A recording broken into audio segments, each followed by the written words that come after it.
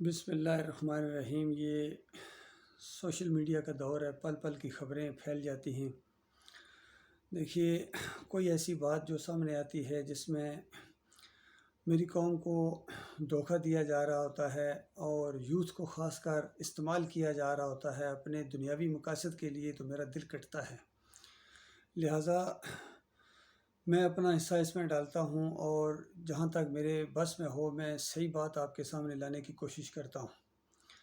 باقی منوانا میری نہ ذمہ داری ہے اور نہ میرے بس کی بات ہے۔ بات ایک کہوں گا، بالکل خیر خواہی کی بات کہوں گا، مانو یا نہ مانو، اور یہ بالکل حقیقت ہے، یعنی تم نہ مانو مگر حقیقت ہے۔ ایمان سے مراد ایمان خالص، ایمان انسان کی ضرورت ہے۔ ایمانداروں کی محفل میں بیٹھ کر دیکھو زندگی کتنی خوبصورت ہے۔ یہ ساری کائنات ایمان کے لیے بنی ہے، توحید کے لیے بنی ہے، رد شرک کے لیے بنی ہے، خالص اللہ کی بندگی کے لیے بنی ہے۔ اور اللہ کا ذکر جہاں ہوتا ہے وہاں فرشتے آتے ہیں، سنتے ہیں، اور رحمتوں کی بارش ہوتی ہے اس جگہ۔ اور جس جگہ اللہ کی نافرمانی ہو اور اللہ کے ساتھ بغاوت ہو، وہاں اللہ کی لعنت برستی ہے۔ اللہ کی لعنت، فرشتوں کی لعنت اور تمام لعنت کرنے والوں کی لعنت ایسے جگہوں پر برستی ہے، ایسے لوگوں پر برستی ہے جو حق کو نیچا دکھانے کی کوشش کریں، یا حق کو اور باطل کو ملانے کی کوشش کریں، یا باطل کو اٹھانے کی کوشش کریں، یا اللہ کا راستہ تھوڑا بہت ٹیڑھا کرنے کی کوشش کریں۔ ایسے سارے لوگوں کے اوپر اللہ کی لعنت ہے۔ دیکھیے، ابھی یہ ان کا جلوس جو ہے وہ ڈی چوک میں پہنچا ہے۔ ان سیاسی لوگ ہیں، آپس میں ان کی کشمکش ہے، سخت ان کی آپس میں جو ہے وہ جنگ ہے، گویا ایک جنگی انداز سے، اور دونوں طرف سے اعلان ہے کہ ہم جہاد کر رہے ہیں، یعنی اپنی دنیاوی لڑائی لڑ رہے ہیں اور یہ سمجھتے ہیں کہ ہم جہاد کر رہے ہیں۔ اس سے پہلے بھی یہ ہوا تھا، جنگ آزادی لڑی گئی تھی، آزادی تو آزادی کی تحریکیں تو پوری دنیا میں ہوتی ہیں۔ اصل مسئلہ یہ ہے کہ اللہ کے لیے جہاد کون کر رہا ہے۔ اس راستے میں جو مرے گا، اللہ کے راستے میں جہاد فی سبیل اللہ، اس کے راستے میں جو تکلیفیں اٹھائیں گی وہ اللہ کے راستے میں تکلیفیں ہیں۔ اس راستے میں جو مارا جائے گا وہ اللہ کے راستے کا شہید ہے، اور وہ براہ راست اللہ کی جنتوں کے اندر پہنچ جائے گا۔ اب معاملہ یہ ہے کہ جب تمہیں کلمے کا مطلب ہی نہیں آتا ہے، جب تم کلمے کے کھلے انکاری ہو اور کلمے کا جو تقاضا ہے اس کے راستے میں سب سے بڑی تم رکاوٹ ہو، تو بتاؤ اس کے بعد تم حقیقی آزادی کیسے حاصل کرو گے؟ حقیقی آزادی تو یہ ہے کہ آپ حقیقی طور پر شرک اور کفر سے آزاد ہو جائیں، پاک ہو جائیں۔ یہ ہے حقیقی پاکستان، یہ ہے حقیقی پاک سرزمین، اور یہ ہے حقیقی آزادی۔ تو جیسا ہی وہ ڈی چوک میں پہنچے ہیں، پہلا عمران خان صاحب نے مختصر خطاب کیا ہے کہ حقیقی آزادی کے لیے ہم جنگ لڑ رہے ہیں، اور سپریم کورٹ آف پاکستان نے یہ کہا ہے کہ یہ سارے کنٹینر ہٹا دو اور راستہ بالکل صاف کر دو۔ تو میں اپنی عدالتوں سے یہ کہنا چاہوں گا کہ اس طرح کے احکامات تو آپ جاری کرتے ہیں، لیکن اللہ کے ساتھ جو شرک اور کفر ہو رہا ہے، کبھی اس کے خلاف بھی آپ نے کوئی حکم جاری کیا ہے؟ وہ حکم کب آئے گا کہ ان سارے درگاہوں کو اور ان مندروں کو، اور جو مسلمانوں کے مندر ہیں، خاص کر یہ درگاہیں اور یہ قبریں اور یہ آستانے جہاں جا کے لوگ سجدے کرتے ہیں، رکوع کرتے ہیں، دیگیں چڑھاتے ہیں، عرس اور میلے کرتے ہیں، ماتھے ٹیکتے ہیں، اور ان کو پکاریں لگاتے ہیں کہ یا خواجہ بڑی امیدوں سے آپ کے پاس آیا ہوں، بس کچھ سنو، ہماری فریاد بھی سنو۔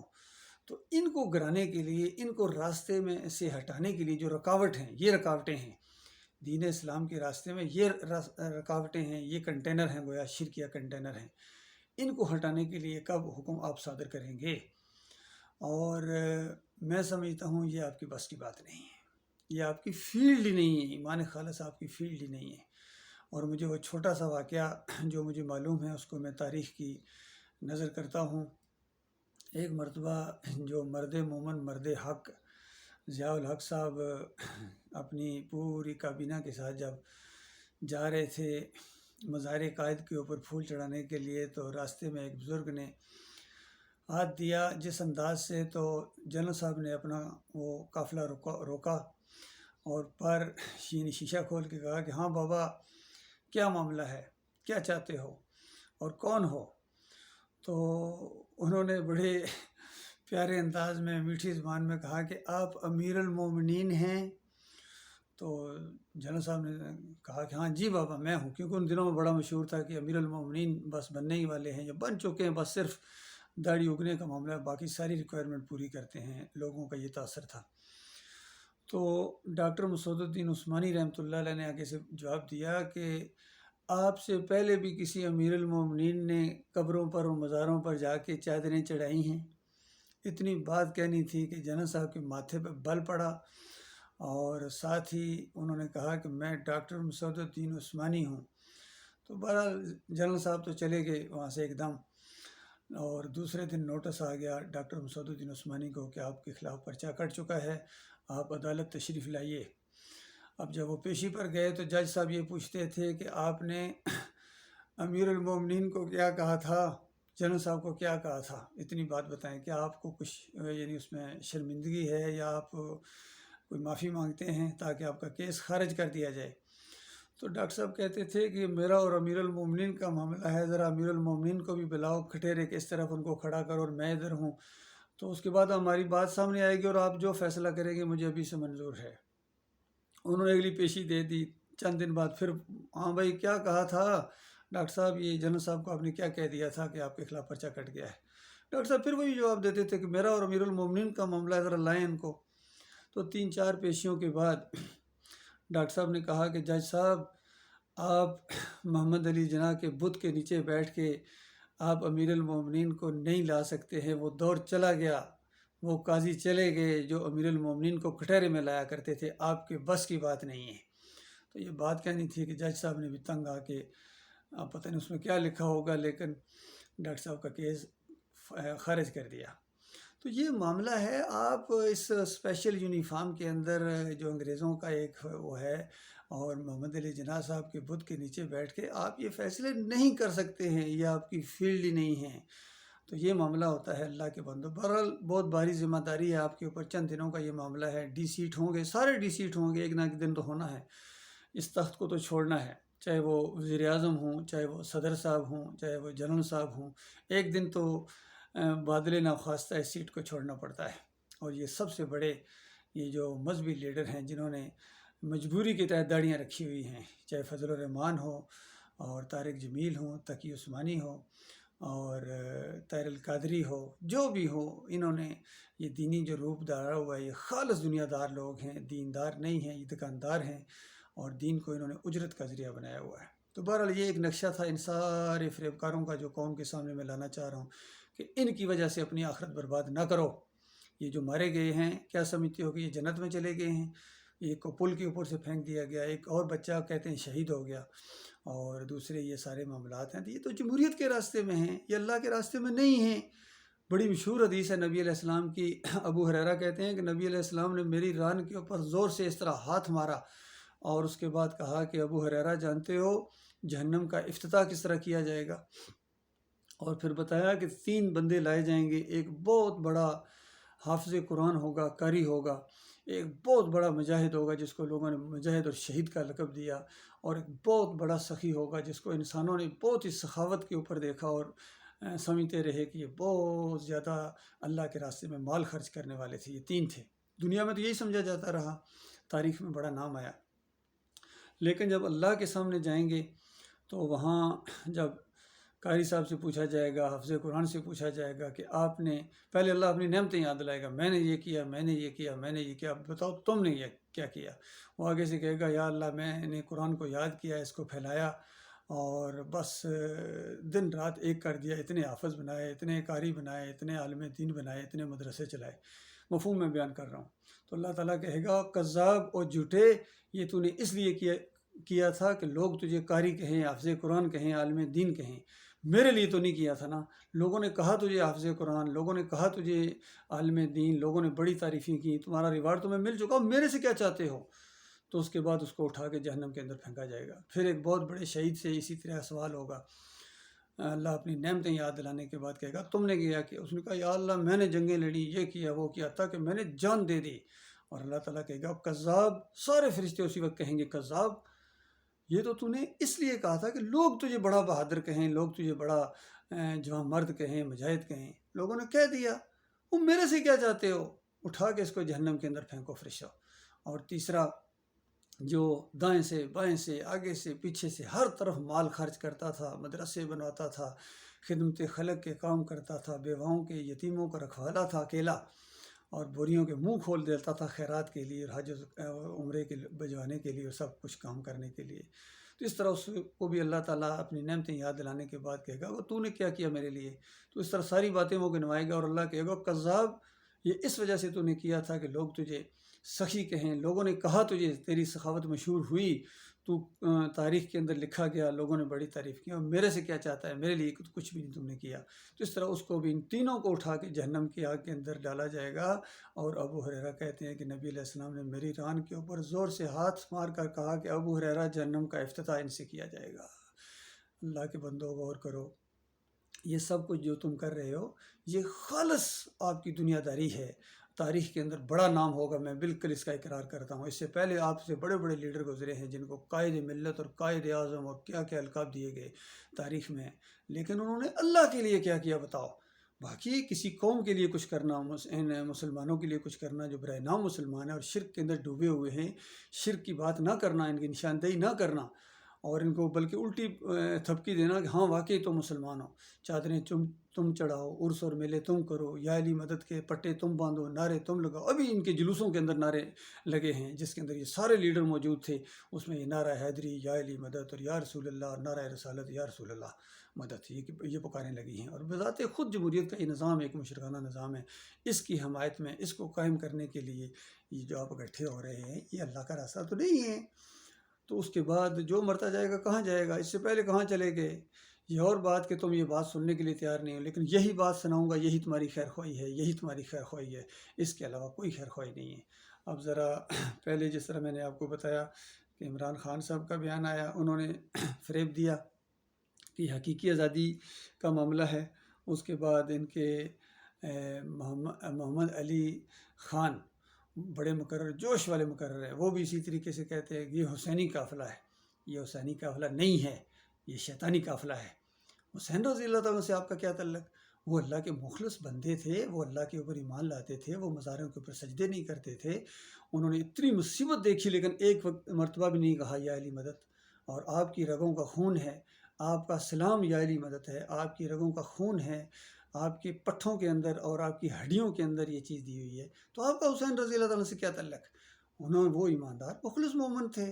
تو اس طرح فریب نہ دو قوم کو، گھوڑے کو پوجنے والوں، اور 10 محرم کی سبیلیں لگانے والوں، اور حلیم گھوٹنے والوں، آپ کا کیا تعلق ابراہیم اپنے حسین رضی اللہ تعالیٰ سے؟ یہ بالکل وہی بات ہے جس طرح مشرکین مکہ کہتے تھے کہ ہم ابراہیم علیہ السلام کے ساتھ ہمارا تعلق ہے، اور اللہ تعالیٰ نے بالکل زور دے کے کہا کہ تمہارا ابراہیم علیہ السلام سے کوئی تعلق نہیں ہے، وہ یکسو مسلم تھے اور تم خالص مشرک ہو۔ اور ہاں، ابراہیم علیہ السلام کے ساتھ اگر کسی کا تعلق ہے تو ہمارے یہ نبی ہیں اور ان کے ساتھی ہیں۔ بالکل اسی طریقے سے حسین رضی اللہ تعالیٰ سے، علی رضی اللہ تعالیٰ سے ان لوگوں کا کوئی تعلق نہیں ہے۔ یہ ہاں ان کو پوجتے ہیں، پوجنے والوں کا کوئی تعلق نہیں ہے۔ اگر صحیح معنوں میں ان کے کوئی ساتھی ہیں، ان کے بھائی ہیں، ان کے ہم عقیدہ ہیں، وہ ہم لوگ ہیں۔ ہم اللہ کو مدد کے لیے پکارتے ہیں، ہم اللہ کے علاوہ کسی سے نہیں ڈرتے ہیں، ہم اللہ کے علاوہ کسی کی نظر و نیاز نہیں کرتے ہیں، تو ہم زیادہ مستحق ہیں کہ ہم حسین رضی اللہ تعالیٰ کے ساتھی ہیں، ہم ان کے راستے کے اوپر ہیں، علی رضی کے راستے کے، ہم سب انشاءاللہ ہم عقیدہ لوگ انشاءاللہ جنت میں ہوں گے۔ اللہ تعالیٰ اپنے بندوں کے اوپر رحمت کی بارش کرے گا، لیکن کسی شرک کرنے والے کے لیے کوئی سفارش تک نہ کر سکے گا۔ اس کے بعد ایک اور ان کے بڑے جو شیلے مقرر ہیں وہ آپ خود سنیے، اور ان کی بات کے اوپر میں اس کے بعد تبصرہ کروں گا انشاءاللہ۔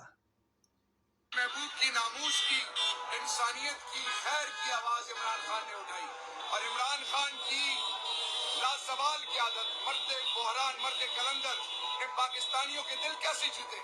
کیونکہ جب اللہ جس سے راضی ہو تو لوگوں کے دلوں میں محبت ڈالتا ہے۔ تو یہ پاکستانی قوم پر رب کا احسان ہے کہ عمران خان کو اس ملک کے لیے بطور لیڈر اور امہ کے لیے اور پھر انسانیت کے لیے ایسی آواز بنا دیا جس کو لوگ سنتے ہیں۔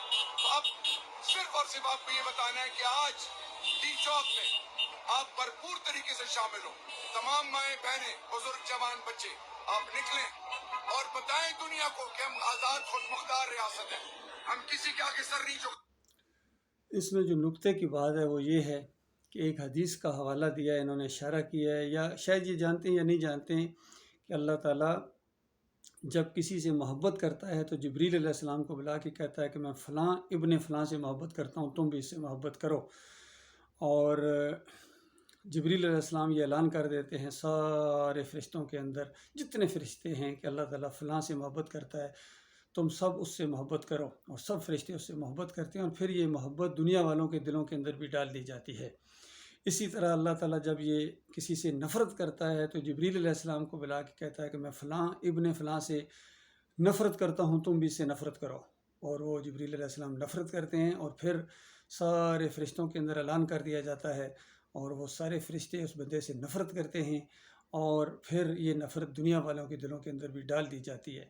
اور اس وجہ سے یہ آفریدی صاحب کہہ رہے ہیں، شعر یار آفریدی صاحب کہہ رہے ہیں کہ عمران خان سے اللہ محبت کرتا ہے۔ یہ بہت بڑا فراڈ ہے، بہت بڑی خود فریبی ہے۔ اللہ کے بندوں اور مزاروں کے سامنے سجدے کرنے والوں سے اللہ کبھی محبت نہیں کرتا ہے۔ پٹے باندھنے والے یا علی مدد کے میں نے خود اپنی آنکھوں سے دیکھا ہے، ان سے اللہ کبھی محبت نہیں کرتا ہے۔ مشرکانہ نظام کو قائم کرنے کے لیے، اسلام کا راستہ روکنے کے لیے، یہ جو جمہوریت کا نظام ہے، اس کا نظام قائم کرنے کے لیے جس میں عوام کی خدائی ہے، اس سے اللہ محبت کرتا ہے؟ تو بتاؤ پھر نبی علیہ السلام اور صحابہ اکرام سے اللہ تعالیٰ کیا کرتا؟ وہ تو اس کے خلاف تھے، ان کا معاملہ تو مختلف تھا، انہوں نے تو توحید کی دعوت اٹھائی تھی، انہوں نے تو رد شرک کیا تھا، انہوں نے تو ماریں کھائی تھیں۔ کیا وہ جلوس لے کر آئے تھے اس طرح وہ مکے کے اندر جلوس لے کے آؤ، ساری خواتین آ جاؤ، بچے لے کے آ جاؤ کہ ہم ابو جہل کے اقتدار کو نہیں مانتے ہیں، یہ چور اور ڈاکو ہے، ہمیں اقتدار دے دو؟ کیا یہ طریقہ ان کا تھا؟ ہرگز نہیں تھا۔ نبی علیہ السلام نے یہ توحید کی دعوت اٹھائی تھی، اس کی خاطر بلال رضی اللہ تعالیٰ عنہ عہد عہد پکارتے تھے، صہیب رضی اللہ تعالیٰ عنہ کو انگاروں کے اوپر لٹایا جاتا تھا، گھسیٹا جاتا تھا، بچوں کو تکلیف دی جاتی تھی، خواتین کو نیزہ مار کے شہید کر دیا ابو جہل نے۔ بتاؤ کیا کہتی تھی؟ ایک وہ مورتی اس کے سامنے رکھتا تھا کہ دیکھو یہ حبل کی مورتی ہے، اس کی طرف تھوڑا سا تو مسکرا کے دیکھ لو، تھوڑا سا نرمی کا انداز، اس نے تھوک دیا تو ابو جہل نے ایسی سزا دی کہ اس کے تصور سے بھی رونگٹے کھڑے ہو جاتے ہیں کہ انسان کسی انسان کو اتنی سزا دے سکتا ہے۔ اس نے دونوں پاؤں 2 اونٹوں کے ساتھ باندھے اور ایک مخالف سمت اس نے ان کو ہنکا دیا تو پورا جسم چیر گیا۔ اس سے پہلے وہ بے ایمان اس ظالم نے اس کی شرمگاہ کے اوپر برچھا مارا۔ یہ کس وجہ سے تھا؟ کیونکہ وہ انکاری تھی لات منات اور حبل کی اور ابراہیم علیہ السلام کی قوسیت کی۔ یہ توحید کی آواز مکہ سے اٹھی تھی۔ یہ ہے وہ آواز جس کے اوپر گٹھے ہوئے تھے لوگ، سسکتے ہوئے لوگ، اور کوئی بڑا بہت نوجوان، زیادہ تر نوجوان تھے، بالکل چند انگلیوں کے اوپر گننے والے ایسے لوگ تھے جو عمر میں کچھ نبی علیہ السلام سے تھوڑے بڑے ہوں، لیکن ادب و احترام کا ان کا یہ معاملہ تھا۔ اگر کوئی پوچھے کہ آپ نبی علیہ السلام سے بڑے ہیں، وہ کہتے نہیں بھائی، بڑے تو نبی علیہ السلام ہیں، ہم 2-3 سال پہلے پیدا ہو گئے تھے۔ یہ محبت کا ایک انداز تھا ان کا، صحابہ کا، نبی علیہ السلام سے۔ وہ صحیح معنوں میں نبی علیہ السلام سے محبت کرنے والے تھے۔ عاشق رسول جو آج کے بنے ہوئے ہیں یہ بالکل جھوٹے ہیں۔ یہ کہتے ہیں، عمران صاحب کہتے ہیں مجھے نبی علیہ السلام سے محبت ہے۔ پوری زندگی 70 سال کے یہ بوڑھے ابھی تک یہ داڑھی بھی نہیں رکھ سکے۔ کیوں؟ محبت ان کو نبی علیہ السلام سے نہیں ہے، ان کو نبی علیہ السلام سے محبت نہیں ہے، ان کو مال سے محبت ہے، ان کو بنی گالہ سے محبت ہے، ان کو انگریزوں سے محبت ہے۔ یہ اندر سے انگریز ہیں یہ سارے کے سارے، یہ توحید والے نہیں ہیں، یہ ایمان خالص والے نہیں ہیں۔ بہرحال یہ میں ایک تھوڑی چھوٹی بات کر رہا ہوں، یہ نہیں کہ کوئی داڑھی کی وجہ سے ہو جاتا ہے معاملہ۔ فضل الرحمان نے داڑھی رکھی ہوئی ہے، وہ داڑھی رکھ کے آیا ہے، ٹخنے ننگے کر کے آیا، پگڑی باندھ کے آیا ہے، لیکن فریب کے ساتھ آیا ہے۔ اللہ اس فریب کے پردوں کو چاک کرے گا، اور ان کی مجبوریاں ہیں، خالص یہ دنیا کے بندے ہیں۔ یقین کرو میرے پیارے بھائی، یہ نماز نہیں پڑھاتے ہیں بغیر پیسے کے، ان کے سارے مؤذن دیکھ لیجئے اذانیں دیتے ہیں، تنخواہ لیتے ہیں، اور حرام ہے یہ۔ ہدایہ کے اندر لکھا ہوا ہے جس ہدایہ کو پڑھنے کے بعد یہ مفتی بنتے ہیں، پرچہ اگر اس کا نہ دیں تو مفتی نہیں بن سکتے ہیں۔ الہدایہ فتووں کی جو کتاب ہے ابو حنیفہ رحمۃ اللہ علیہ کی اور ان کے شاگردوں نے اس کو مرتب کیا ہے، اس کے اندر یہ چیز لکھی ہوئی ہے کہ جو مؤذن اذان کے اوپر اجرت لیتا ہے، جو امام امامت کے اوپر اجرت لیتا ہے، جو حدیث اور قرآن کا عالم کوئی ہے اور وہ تعلیم دیتا ہے، ظاہری بات وقت تو لگے گا، تو اس کے جو پیسے لیتا ہے وہ ناجائز لیتا ہے۔ اور امام محمد اور ابو یوسف نے، جو یہ دونوں شاگرد ہیں، انہوں نے اس کی تشریح کی کہ میرے استاد نے، ہمارے استاد نے یہ جو فتویٰ دیا ہے کہ یہ ناجائز ہے اور حرام ہے، یہ اس طرح ناجائز اور حرام ہے جس طرح بازاری عورت پیسے لیتی ہے۔ اندازہ لگاؤ اللہ کے بندو، یہ ہے ان کا وہ مقام، اصلی چہرہ۔ اور سورہ راف کے اندر مالک فرماتا ہے جو دنیا کی طرف رال ٹپکے، جس کی دنیا، اور اللہ نے اس کو اپنی حیات کا علم دیا ہے لیکن وہ دنیا دار ہو جائے، تو ایسی کی مثال کتے کی ہے جو رال ٹپکائے، اس کو دھتکارو تو رال ٹپکائے، اس کو کچھ نہ کہو تب رال ٹپکائے۔ یہ ان علماء کی حالت ہے جو اس انداز سے دنیا دار بن گئے، دین کی بات نہیں کرتے، ایمان عقیدے کی بات نہیں کرتے ہیں۔ اور دوسری سورہ الجمعہ کے اندر اللہ تعالیٰ نے ایسے علماء کی یہ مثال دی ہے کہ ان کی مثال گدھوں کی ہے جن کے اوپر کتابیں لدی ہوئی ہیں۔ اللہ جانتا ہے یہ دو آیتیں اگر نہ ہوتی تو ان کی گرفت کرنا ممکن نہیں تھی۔ انسان کے دل میں آتا بھی بڑے بڑے علماء ہیں، تو اللہ نے بڑے بڑے علماء کہا، خود کہا اللہ، ہاں ہم کہتے ہیں بڑے بڑے علماء ہیں، لیکن یہ دنیا کی طرف جھک پڑے ہیں اور یہ دنیا دار ہیں۔ ان کی مثال یہ ایک جگہ کتے کی اور ایک جگہ گدھے کی بتائی گئی ہے۔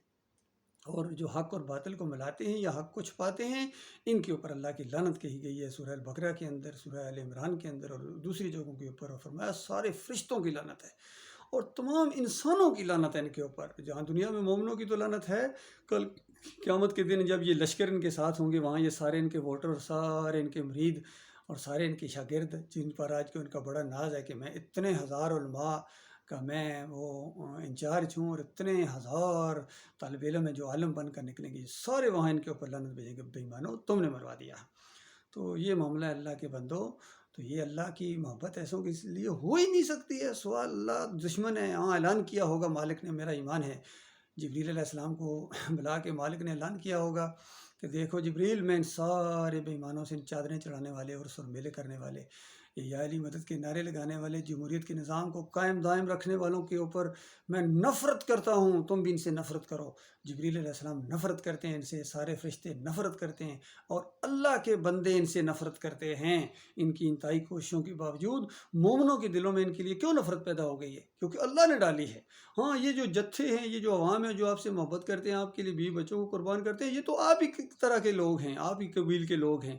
اسی طرح مودی سے محبت کرنے والے، کلنٹن سے محبت کرنے والے، اوباما سے محبت کرنے والے، اور کتنے دوسرے اور لوگ ہیں، ان کے بھی بڑے بڑے جلسے اور جلوس ہوتے۔ خمینی سے محبت کرنے والے تھوڑے تھے، بے شمار ان سے محبت کرنے والے تھے، لیکن یا علی مدد پکارنے والے، یا رسول مدد پکارنے والے، مقبروں والے، گھمند والے کہاں چلے گئے؟ تو یہ اس طرح کا انقلاب تو ہو سکتا ہے، ایک شیطانی انقلاب، لیکن یہ اسلامی انقلاب کبھی نہیں ہو سکتا ہے۔ اسلامی انقلاب جب آئے گا توحید کی دعوت سے جو دعوت اٹھے گی، رد شرک ایسا اور طاغوتوں کی ایسے نشاندہی انگلی رکھ کے نام لے کے، اس انداز سے جب تک دعوت نہیں آئے گی، کوئی خیر اس امت کے اندر نہیں آ سکتی، کوئی تبدیلی نہیں آ سکتی۔ یاد رکھیے یہ سب فراڈ ہے، اللہ کے بدو تمہیں بار بار فراڈ دیا جا رہا ہے۔ تمہیں 75 سال پہلے فراڈ دیا گیا تھا کہ پاکستان کا مطلب کیا، لا الہ الا اللہ۔ 75 سال بعد نتیجہ کیا نکلا؟ کہاں گیا لا الہ الا اللہ؟ معلوم ہی نہیں تھا۔ ابھی پھر تمہیں فراڈ دیا گیا، پھر وہ نیا جال بھی لانے کی ان کو توفیق نہیں، وہی جال لائے ہیں، اس کے اندر پھر بٹیروں کی طرح پھنسے ہو اور پھر تڑپ رہے ہو، لیکن تمہارا کوئی پرسان حال نہیں ہے، تم کبھی کامیاب نہیں ہو سکتے ہو، یاد رکھیے۔ اور میں کئی دفعہ یہ بھی کہہ دیتا ہوں کہ بالفرض فرض کر دو، for the sake of arguments, کہ بالفرض تم پاکستان کو فلاحی ریاست بنا دو، سونے کے نوالے کھلاؤ ان کو، پوری دنیا سے زیادہ خوشحال ریاست بنا دی ہے، لیکن ایمان عقیدے کی بات نہیں کی ہے، جمہوریت کی بات ہے، بزرگوں کی قصے کہانیاں جھوٹے اور ان کے مزاروں کے اوپر سجدے محبت سے کرنے کی بات ہے، تو ہوگا پتہ کیا؟ جو مرتا جائے گا آگ میں، جو مرتا جائے گا آگ میں، جو مرتا جائے گا آگ میں، وہاں جا کے ایک دوسرے کے اوپر لعنتیں بھیجو گے، واپس نہیں آ سکو گے۔ وہ بہتر ہے یا یہ بہتر ہے کہ توحید کی آواز اٹھائے؟ مخالفت ہوگی، اس کی بھی مخالفت ہوگی، بلکہ اس کی مخالفت زیادہ شدت کے ساتھ ہوگی۔ یہ تو ابھی صرف آپ کے اوپر یہ آنسو گیس والے شیل پھینکتے ہیں نا، جب توحید کی دعوت سامنے آئے گی تو اصلی بلٹ ماریں گے آپ کو، اصلی بلٹ، اور وہ جو کھائیں گے اپنے سینوں کے اوپر، چھاتیوں کے اوپر، اور بس پھر مسکراتے ہوئے چہرے کے ساتھ کہیں گے فزت برب الکعبہ، رب کعبہ کی قسم میں تو اپنی مراد کو پہنچ گیا۔ وہ صحیح معنوں میں اللہ کے محبوب بندے ہوں گے، ان کے ذریعے مالک انقلاب لائے گا۔ باقی یہ ووٹوں کے ذریعے اور نوٹوں کے ذریعے اور نعروں کے ذریعے اور جلسوں کے ذریعے شیطانی انقلاب تو آ سکتے ہیں اور خمینی کے انقلاب تو آ سکتے ہیں، لیکن یہ ایمان خالص کا انقلاب وہ ہے جو محمد صلی اللہ علیہ وسلم، پورا طریقہ موجود ہے، پوری تاریخ موجود ہے، پوری ہر چیز موجود ہے، لیکن آپ اپنا ادھر رخ کرنے کے لیے تیار ہی نہیں ہیں۔ صحابہ کرام کا انداز ہے، اس کے بعد جنگیں ہیں، صلحیں ہیں، ہر چیز موجود ہے، پورا نمونہ موجود ہے ایک دین کا، لیکن ادھر تم لوگ آنے کے لیے تیار نہیں ہو۔ اس ملک کی اکثریت نہیں چاہتی ہے، یقین کیجیے آبادی نہیں چاہتی ہے کہ خالص اسلامی نظام آئے، نہیں چاہتے ہیں۔ ہاں اسی شیطانی نظام کے اندر خوش رہتے ہیں، نعرے جس کے اندر وہ شہریار صاحب کہہ رہے ہیں کبھی اذان کا کوئی نہ اذان کے اوپر ان کے کوئی اثر ہوتا ہے نہ، حالانکہ اذان پوری توحید کی آواز ہے لیکن کو پتہ ہی کوئی نہیں، مانی کوئی نہیں کہ کامیابی کس میں، حی علی الصلاح حی علی الفلاح، ادھر آؤ اللہ کے سامنے جھکنے میں کامیابی ہے، مزاروں کے سامنے جھکنے میں کامیابی نہیں ہے، اور جمہوریت کے سسٹم کے سامنے جھکنے میں اور معاشرے کے رسم و رواج کے سامنے جھکنے کے اندر یہ کامیابی نہیں ہے۔ اللہ کے بندوں، کامیابی اللہ کے سامنے جھکنے میں ہے۔